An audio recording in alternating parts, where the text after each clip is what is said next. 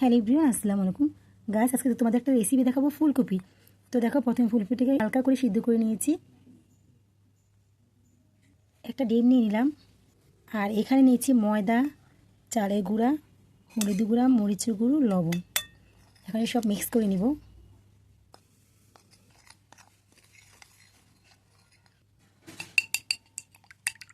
ডিমটা ফেটে নিচ্ছি, একটু লবণ দিচ্ছি।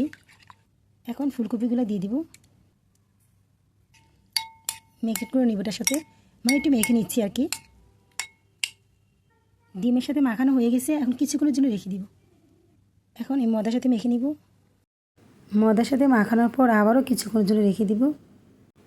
দেন ফুটান্ত গরম তেলে এক এক করে সবগুলো ভেজে নিব। দেখে নাও ভাজাটা।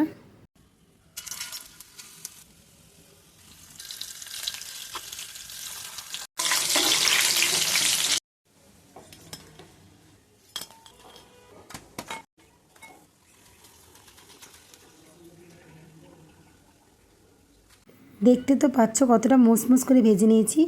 এখন পরিবেশন করছি, কেমন লাগলো।